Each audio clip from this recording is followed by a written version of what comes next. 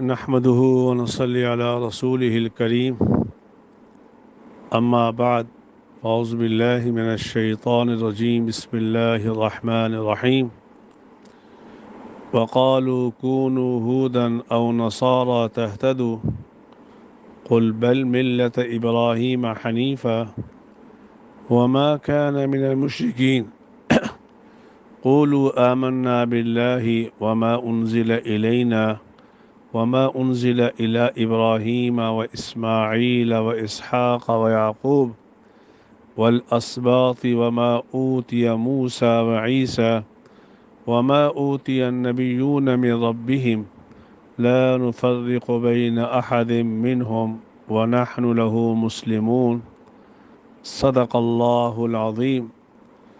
آج ہمارا سبق نمبر 68 شروع ہو رہا ہے۔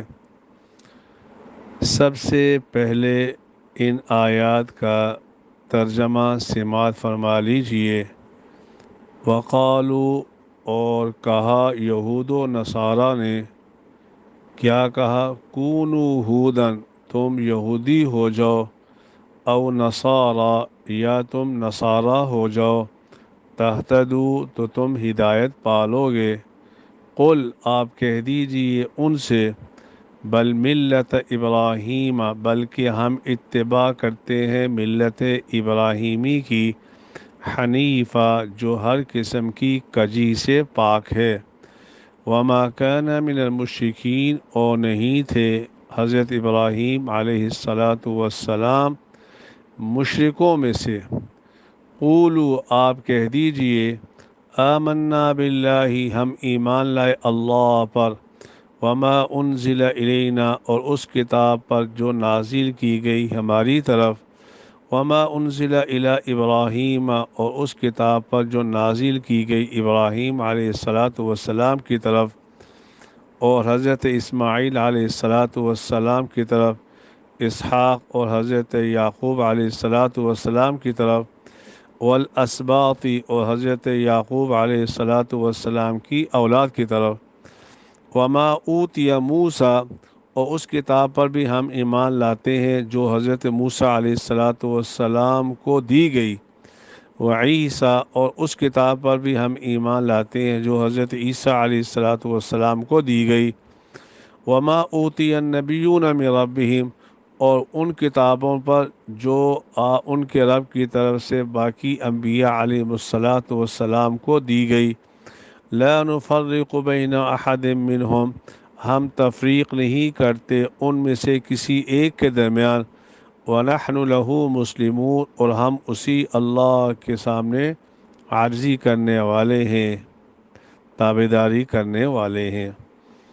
یہ تو ان آیات کا ہوا ترجمہ، اور تفاسیر میں لکھا ہے وَقَالُوا كُونُوا هُودًا أَوْ نَصَارَىٰ، کہ یہود یہ کہا کرتے تھے کونوا ہودن، کہ یہودی ہو جاؤ، اور نصارہ یہ کہا کرتے تھے کونوا نصارا، کہ تم نصارہ ہو جاؤ۔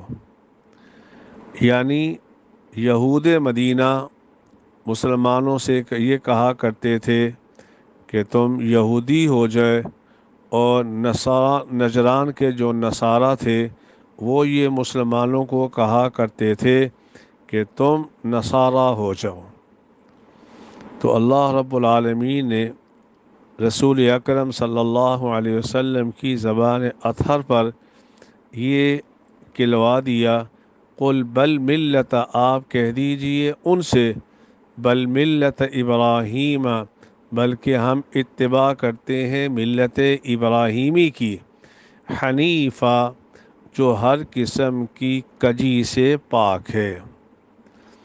حنیفاً کا معنی غالباً علامہ جلال الدین سیوطی رحمہ اللہ تعالی نے یہ کیا ہے، مائلاً عن الادیان کلھا الی الدین القیم، جو سارے دینوں سے ہٹ کر دین حق کی طرف جو مذہب میلان رکھتا ہو، ایسے مذہب کو مذہب حنیفہ کہا جاتا ہے، جو سارے مذاہب باطلہ کو چھوڑ کر مذہب حق کی طرف آنے والے مذہب کو مذہب حنیفہ کہا جاتا ہے۔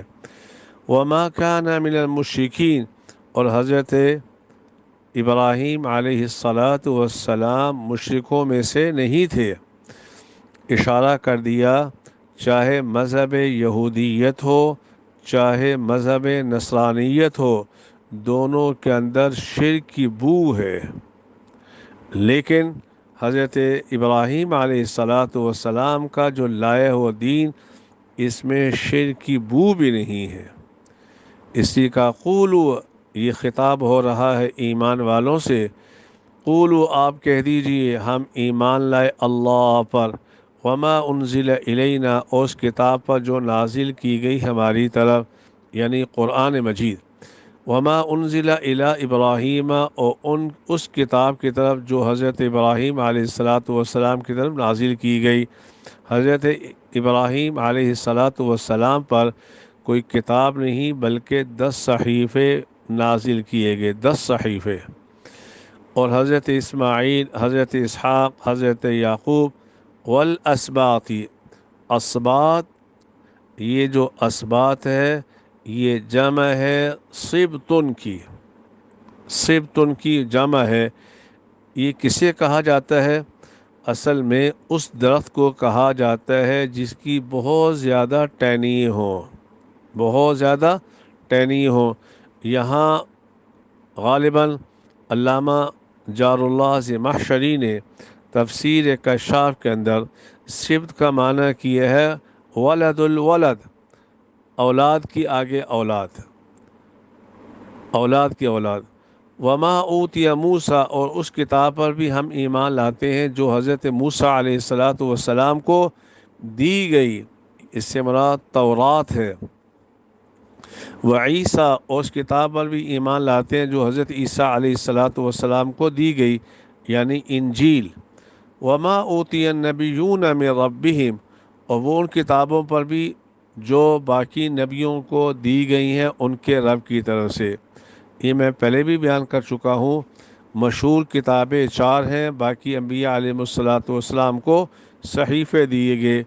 ایک حضرت عیسیٰ پہ نازل ہوئی، حضرت موسیٰ علیہ الصلاۃ والسلام پہ نازل ہوئی، حضرت داود پر اور محمد صلی اللہ علیہ وسلم پر۔ یہ 4 مشہور کتابیں ہیں، باقی جتنے بھی ہیں وہ صحیفے آئے تھے۔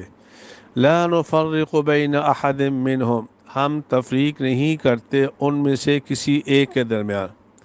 اب یہاں ایک سوال یہ پیدا ہوتا ہے کہ قرآن یہاں یہ کہتا ہے کہ ہم کسی کے درمیان تفریق نہیں کرتے، سب کو برابر مرتبہ دیتے ہیں، جبکہ قرآن تیسرے پارے میں کہتا ہے تلک الرسل فضلنا بعضهم علی بعض، یہ رسول ہے ہم نے بعض کو بعض پہ فضیلت دی ہے۔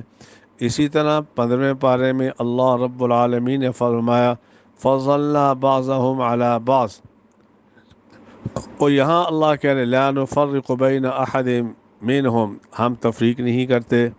تو غالباً علامہ بیضاوی رحمہ اللہ تعالی نے بھی، تفسیر مدارک والوں نے بھی، تفسیر ابو سعود میں بھی، یہاں تک کہ جلالین کے اندر بھی یہ عبارت موجود ہے فَنُؤْمِنُ بِبَعْضٍ وَنَكْفُرُ بِبَعْضٍ كَالْيَهُودِ وَالنَّصَارَى، کہ ہم ان کے درمیان تفریق نہیں کرتے۔ اس کا مقصد یہ ہے کہ ہم بعض پر ایمان لے کے آ جائیں، بعض پر ایمان نہ لائیں، ان کا انکار کریں، یہ مراد ہے لا نفرق بین احد منہم۔ ورنہ بعض رسولوں کو بعض رسولوں پر فوقیت حاصل ہے، جیسے کہ محمد صلی اللہ علیہ وآلہ وسلم تمام انبیاء علیہم الصلاۃ والسلام سے افضل ہیں۔ وَنَحْنُ لَهُ مُسْلِمُونَ، اور ہم اسی اللہ کے سامنے عاجزی کرنے والے ہیں۔ اشارہ کر دیا کہ جب بھی سر جھکانے کی باری آئے، اللہ کے سامنے جھکانا، اللہ کے غیر کے سامنے کبھی بھی سر نہ جھکانا۔ اللہ مجھے بھی آپ کو بھی ان باتوں پہ عمل کرنے کی توفیق عطا فرمائے۔ وآخر دعوانا ان الحمد للہ رب العالمین، رب العالمین۔